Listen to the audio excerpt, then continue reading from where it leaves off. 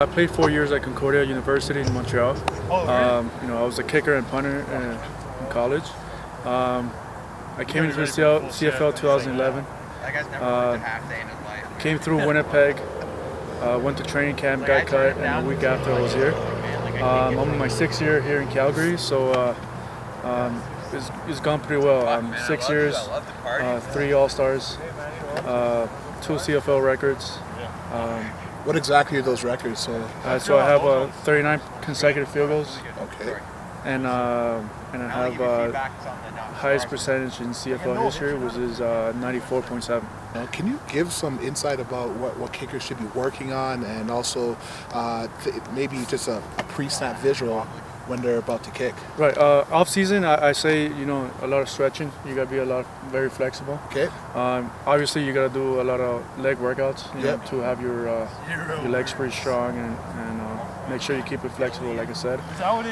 Kicking wise, try not to over kick too much. Okay. We're March 2nd, I think, and I still haven't kicked. Okay. So I start kicking beginning of April, and then lead my way to training camp. Couple tips. You just gotta practice. You got a couple kicks to be accurate, and always keep your head down. Though when you kick, try not to look up. It's just like golf. So when you swing, you see golfers keep your head down, then pick up. Okay. So that's what you want to do. So one thing I do is when it comes to swing, first of all, you want to make sure your foot is locked. Swing outside, keep your head down, 1, 2, and look up. Perfect. And is there anything pre-snap? I noticed that you guys have your steps. What are your steps before? Like I know normally you guys take 2 or 3 steps before to set up. Right. What do you want to kind of break that down? Some people just think, sure. it's a cool thing or whatnot. Yeah. So first of all, when I do it on the sidelines, I take a couple of warm-up kicks. I try not to kick too much. Okay. Take a couple kicks before I look. Okay, it's the 3rd down, it's the 2nd down. Try to get prepared.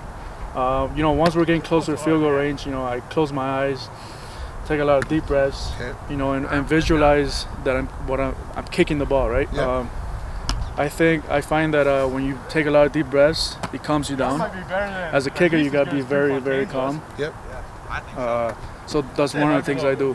Once I step on the field, I do the same thing. So I put my tee down, I look in, breathe, take 1, 2 to the side, look up, and then breathe again. Once I breathe, I take a nod, and then do what this.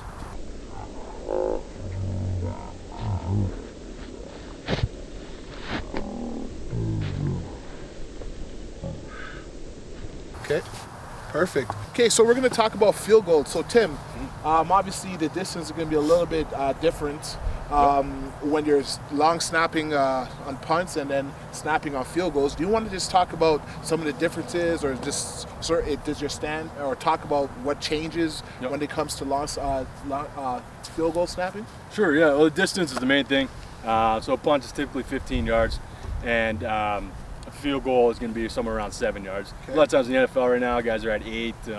We get down to 7 1/4, 7 1/3, because at this level you got to find the laces. So we want to get to the point where the holder can catch the laces up every time. Okay. So that way he can just put it on the tee instead of putting it on the tee and having to spin it, and the ball spinning while kicking and things like that. So, but for the young guys, we just want to focus on getting the ball there, following through, same motion, get the ball where it needs to be, and so that the holder can do his job and get it on the tee. So. Okay. So does the torque of the ball, does that change from long snapping to field goal snapping? Yeah, you don't need as much power on it. It's only 7 yards, so I raise my hips up a little bit. I don't go fully into my stance. I just have a little bend in the hips, still solid on the heels. My stance about the same width. Okay. And then you just got a little bit of movement in the hips, and you're just basically locking up the knees and just firing through just that last piece that you would do on a punt. So we follow through the same way. You just really want to focus even more on field goals of just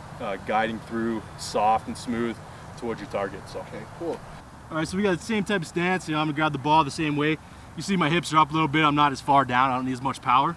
What you're gonna do is you're gonna look through. Tim is gonna put his hand up. his right hand, and that's your target. That's where you want to put the ball. So once you find the target and you're feeling good with field goals, the way to get the laces, you really have to work with your holder and your kicker, and you have to do it as a unit, because you know, where one guy catches it versus another guy is going to affect where he grabs the laces. So you just got to be on the same page with your holder, get a lot of reps in, and that's how you find the distance that you need in order to find the laces.